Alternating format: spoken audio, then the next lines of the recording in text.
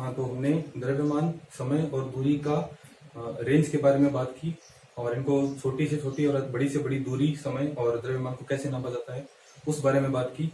और अब हम बात करेंगे यथार्थता, यंत्रों की परिशुद्धता एवं मापन। यथार्थता क्या होती है? एक्यूरेसी इंग्लिश में बोलते हैं इसको।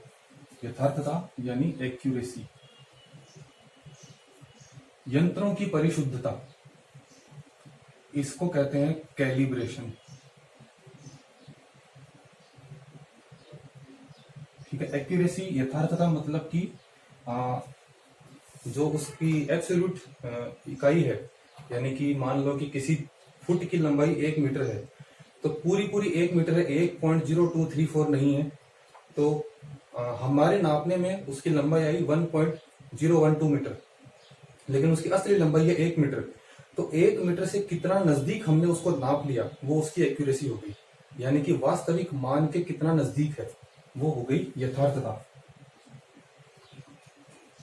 वास्तविक मापन से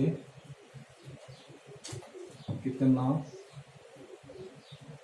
नजदीक है, ये हो गई यथार्थता यानी एक्यूरेसी। फिर कैलिब्रेशन, और इसी में प्रिसीजन भी आ जाता है। प्रिसीजन भी बता देता हूं। आपकी बुक में परिशुद्धता को प्रिसीजन के रूप में भी बताया गया है, और यंत्रों की परिशुद्धता अगर कहा जाए तो वो एक कैलिब्रेशन आ जाता है। तो प्रिसीजन या परिशुद्धता, परिशुद्धिकरण कह सकते हो कैलिब्रेशन को। ये नहीं लिखते हैं, प्रिसीजन ही लिखते हैं।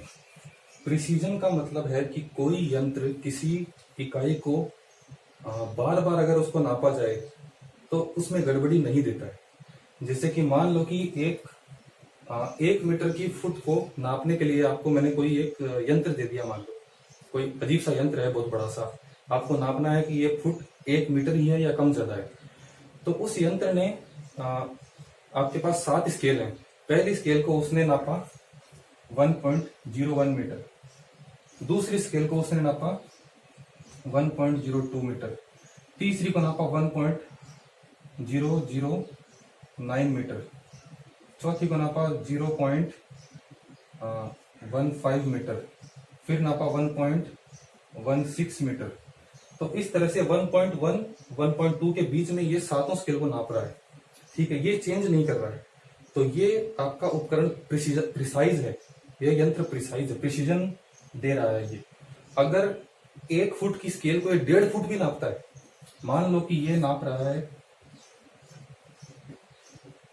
1 मीटर की स्केल है, ये यंत्र इसको 1.51 नाप रहा है, 1.52 नाप रहा है, 1.509 मीटर, 1.515 मीटर, 1.516 मीटर, यानी कि 1 मीटर को ये 1.5 मीटर के आसपास नाप रहा है, लेकिन इसके मापन में बदलाव नहीं आ रहा है। तब ये यंत्र प्रिसाइज है। उस समय भी ये यंत्र बुरा नहीं, यंत्र अच्छा है। आपको इसका कैलिब्रेशन करना होगा, इसकी परिशुद्धिकरण करना होगा, ताकि ये आपको सही माप दे सके। लेकिन ये यंत्र प्रिसाइज है, तो इसको आप फेंक नहीं सकेंगे, ये काम की चीज है। ये भले ही आपको मापन से इसकी एक्यूरेसी कम है, लेकिन इसका प्रिसीजन ज्यादा है। एक्यूरेसी कम है लेकिन प्रिसीजन ज्यादा है, तो ये यंत्र आप इस्तेमाल कर सकते हैं। यानी कि यथार्थता कम है, परिशुद्धता अधिक है, तो ये यंत्र उपयोगी है। ठीक है। फिर आता है मापन में त्रुटि, जो कि रुक जाओ,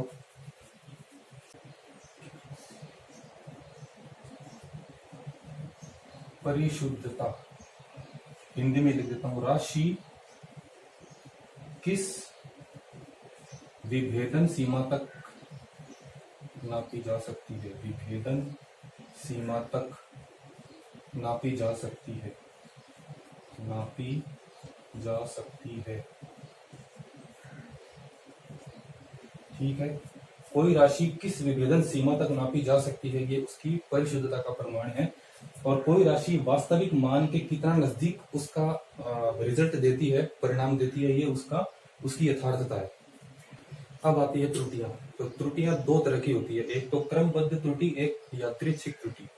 यानी कि एरर 2 तरह के हैं, क्रमबद्ध और यादृच्छिक। क्रमबद्ध 3 तरह के एरर होते हैं, यानी कि सीक्वेंस वाइज एरर कह लो इनको।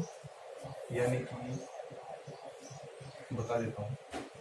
पहला होता है व्यक्तिगत, यानी कि पर्सनल, यानी कि इंसान जब किसी चीज को मापता है तो देखने में गलती हो जाती है, हाथ इधर उधर सरक जाता है, ध्यान कहीं चला जाता है, या ठीक से उपकरण रखा नहीं गया है, आड़ा तिरछा रख दिया है, उस वजह से जो त्रुटियां होती है वो आती है व्यक्तिगत त्रुटियां इंसान की, या personal errors, error due to personal.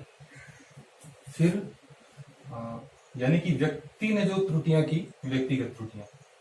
फिर आती है प्रायोगिक,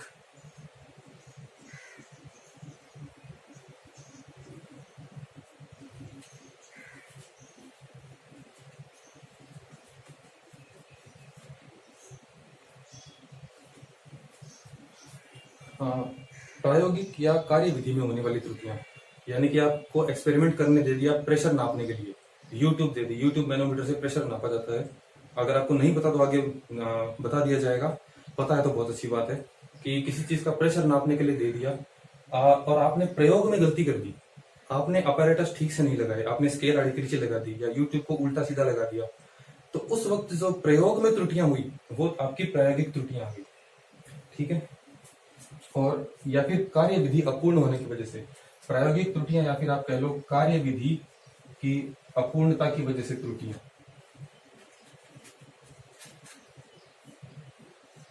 ठीक है। तीसरी ये है यंत्रगत, यंत्रगत त्रुटियां, यानी कि मैकेनिकल मिस्टेक्स, मैकेनिकल एरर्स, यंत्रगत त्रुटियां, मैकेनिकल एरर कह लो इनको। मैंने इंग्लिश पढ़ी नहीं है, मैं अपने हिसाब से इंग्लिश बना रहा हूँ, गलती हो जाए तो माफ कर दीजिएगा। व्यक्तिगत यानी पर्सनल एरर, और प्रायोगिक मतलब एक्सपेरिमेंटल एरर्स।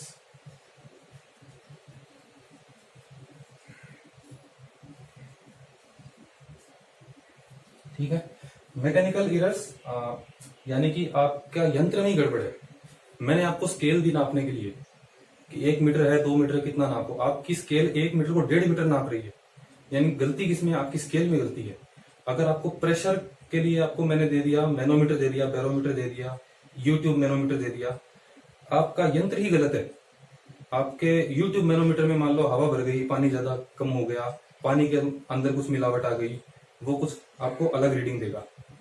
तो अगर आपका यंत्र आड़ा तिरछा है, अगर आपकी 1 मीटर की स्केल 1.5 मीटर दिखा रही है, आपकी स्केल में गलती है, तो वो सारी की सारी त्रुटियां आती है यंत्रगत त्रुटियों में, यानी मैकेनिकल एरर्स में, यानी आपका उपकरण ही गड़बड़ है। तो ये आ गया, उपकरण गड़बड़ होगा तब ये त्रुटियां आएंगी, प्रयोग करने के तरीके में गलती होगी तो प्रायोगिक त्रुटियां, व्यक्तिगत त्रुटियां यानी कि आप ही गलत हो, आप इसे ठीक से मेजरमेंट नहीं लिया जा रहा, तो वो आ गई व्यक्तिगत। ये तीनों त्रुटियां आती है क्रमबद्ध त्रुटियों में, प्रयोग में, व्यक्तिगत में और यांत्रिक में, यानी कि प्रयोग करते वक्त ली गई त्रुटियां, ये तीनों ही प्रयोग करते वक्त आती है।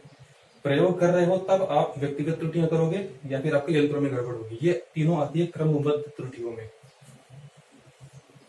यादृच्छिक त्रुटियां, यादृच्छिक एरर,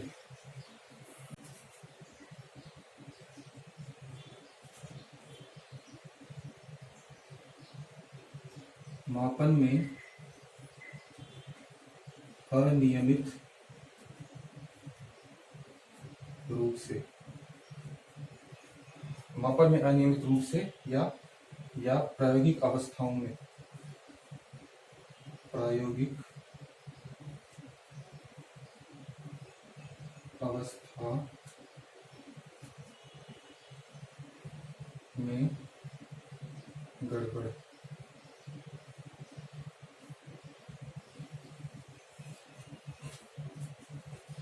मापन में अनियमित रूप से या फिर प्रायोगिक अवस्था में गड़बड़ की वजह से यादृच्छिक त्रुटियां आती है, यानी कि मापन में अनियमित रूप से मतलब कि एक तो देखो ये व्यक्तिगत त्रुटियां कि आप हिल रहे थे या आपका ध्यान नहीं था, आपके मापन में गलती है, आपने स्केल ठीक से नहीं लगाई है, यंत्र ठीक से नहीं रखा है, तो वो व्यक्तिगत त्रुटियां।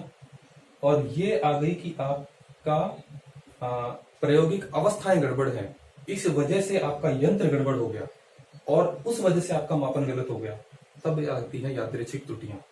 यानी कि अगर तापमान बढ़ गया, आपके पास लोहे का उपकरण है, लोहे की स्केल है, तो तापमान बहुत बढ़ गया और स्केल फैल जाती है, धातुएं गर्म होने पे फैलती है।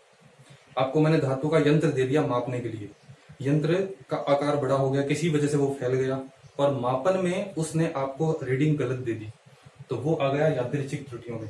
कंपन की वजह से घड़ी दे रखी है आपको, घड़ी अगर कांप रही है घूमते समय, उसके गियर में गड़बड़ है घड़ी के, तो उस वक्त आप अगर घड़ी का बटन दबा भी देते हैं रोकने के लिए स्टॉप वॉच का, हो सकता है कि वो वक्त पे ना रुके, आगे पीछे हो जाए, कुछ मिली सेकंड ऊपर नीचे हो जाए। तो कंपन की वजह से, तापमान की वजह से जो गलतियां होती है, जो कि यंत्रों को प्रभावित करती हैं, वो होती है यादृच्छिक त्रुटियां। ठीक है, अगला आता है त्रुटियों में सुधार। तो त्रुटियां हमने देखी, त्रुटियां कौन कौन सी थी, एक तो क्रमबद्ध थी और एक यादृच्छिक। ठीक है, क्रमबद्ध त्रुटियों में कौन कौन सी 3 त्रुटियां थी, प्रायोगिक, यंत्रगत और व्यक्तिगत। इन तीनों के कंबाइंड फॉर्म को क्रमबद्ध त्रुटि कहेंगे। दूसरी थी यादृच्छिक, जो कि तापमान में परिवर्तन या फिर आपके यंत्रों के कंपन की वजह से पैदा होने वाली त्रुटियां, वो हो गई यादृच्छिक। दोनों त्रुटियों को मिला के जो रीडिंग में फाइनल त्रुटि आती है, वो होती है हमारी टोटल इरर। टोटल इरर या कुल त्रुटि कह दो उसको। ठीक है, और ये टोटल इरर हम दिखाते हैं इसको दिखाने का एक तरीका है कि सपोज आपने एक तार का व्यास पता किया वर्नियर कैलिपर से, और उसका व्यास कुछ आया इस तरह से, d equal to suppose 0.235 metre उस तार का व्यास है। उसमें कुल त्रुटि आई, मान लो कि टोटल इरर आया 0.002 मीटर। तो ये त्रुटि को, ये और ये दोनों कंबाइंड त्रुटि को यहां पे लिखते हैं 0.002 मीटर। ये व्यक्त करने का तरीका है। 0.002 ऊपर या नीचे, ऊपर यानी प्लस, नीचे यानी माइनस, ये व्यक्त करने का तरीका है त्रुटि को। ठीक है, और ये एक होता है अल्पतमांक, यहां लिखता हूं।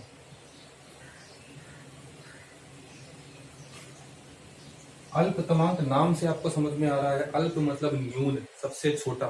अल्पतम अंक यानी कि अगर आप किसी यंत्र का अल्पतमांक मापना चाहते हैं तो आपको पता करना पड़ेगा वो यंत्र कितना एक्यूरेसी से मेजरमेंट कर रहा है। वर्नियर कैलिपर्स आपको 0.001 मीटर की एक्यूरेसी के साथ आपको मापन देता है। तो 0.001 से छोटा वर्नियर कैलिपर नाप सकता है? नहीं नाप सकता। अगर मैं कह दूं कि 0.0001 मीटर तक की एक्यूरेसी से नाप के दिखाओ, तो ये काम वर्नियर कैलिपर नहीं कर सकता। तो वर्नियर कैलिपर्स का अल्पतमांक ये हो गया 0.001 मीटर, इससे नीचे वर्नियर कैलिपर नहीं जाता, तो ये अल्पतमांक। ठीक है, और अल्पतमांक अगर 0.001 है तो आप समझ लीजिए वर्नियर कैलिपर का जो टोटल इरर होगा वो 0.001 मीटर होगा। अगर आपने वर्नियर कैलिपर से नापा है तो 0.001 मीटर ऊपर या नीचे की त्रुटि वर्नियर कैलिपर देता है। ठीक है, अगला इन त्रुटियों को सही करने का तरीका, त्रुटियों में सुधार के 3 तरीके। हाँ, त्रुटियां कौन कौन सी थी क्रमबद्ध में से आपको समझ में आ जाएगा। एक तो प्रायोगिक तकनीक में सुधार। ठीक है, क्योंकि प्रायोगिक त्रुटियां थी, तो अगर हम तकनीक उन्नत कर लें, अगर हम अलग उपकरणों को लेके आए, अगर उन्हीं उपकरणों को अच्छे तरीके से हम नाप के देखें, जैसे कि एक तो आप हवा में किसी स्केल से आप नाप लेते हो कि हाँ भाई इस आदमी की लंबाई यहाँ से इतनी इतनी इतनी, ऐसे पकड़ के स्केल को आपने किसी आदमी की लंबाई नाप ली, एक वो तरीका। दूसरा, आपने क्या किया, आपने धागा लिया, पूरे आदमी को नापा धागे से और फिर उस धागे का मापन किया स्केल से। तो दूसरे केस में आपका प्रयोग करने का तरीका ज्यादा उन्नत है। तो प्रयोग करने की तकनीकों को सुधारना पहला काम। दूसरा काम यंत्र सुधारना, यंत्र, अधिक परिशुद्ध यंत्र इस्तेमाल करना। अधिक परिशुद्ध, परिशुद्ध यानी एक्यूरेट, अधिक परिशुद्ध यंत्रों का उपयोग। यानी कि ज्यादा एक्यूरेट यंत्र इस्तेमाल करेंगे तो निश्चित रूप से आपकी त्रुटियां कम आएंगी, क्योंकि आपका यंत्र ज्यादा एक्यूरेट है, ज्यादा परिशुद्ध है। ठीक है। तीसरा तरीका क्या है? यंत्र हो गया, प्रयोग हो गया। तीसरा तरीका, आप अगर आपके पास यंत्र में सुधार आपने कर लिया, प्रायोगिक त्रुटियां आपने सुधार ली, उसके बाद भी आपको थोड़ा और एक्यूरेसी चाहिए, तब आप क्या करोगे? आप मल्टीपल रीडिंग लोगे, आप अलग अलग माप लोगे।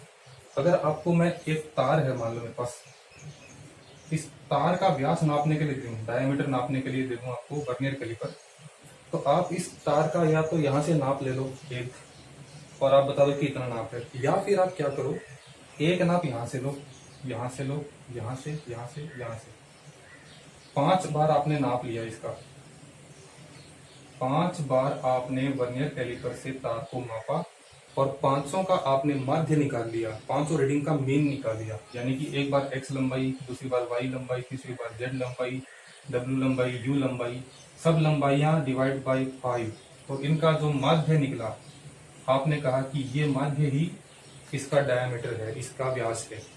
तो ये ज्यादा एक्यूरेट तरीका है मीन लेने का या मीन स्क्वायर लेने का। एक तो ये होता है मीन माध्य, फिर एक होता है मीन स्क्वायर, ये आपको आगे पढ़ा दूंगा मैं। माध्य का स्क्वायर यानी इसका स्क्वायर, इसका स्क्वायर, इसका स्क्वायर, इसका स्क्वायर, इसका स्क्वायर बट्टा 5 पूरे का रूट, ये भी एक तरीका है। ये अलग अलग केसेस में अलग अलग तरीके से इस्तेमाल किए जाते हैं। ठीक है। और अभी आपको ज्यादा डिटेल में जाने की जरूरत नहीं है, जब आगे पढ़ाऊंगा तो मैं बता दूंगा ये कौन से केस में कौन से प्रकार का मीन लिया जाता है या मीन स्क्वायर एरर लिया जाता है। तो तीसरा आ गया माध्य, माध्य लेना या मीन लेना। ठीक है। चलो।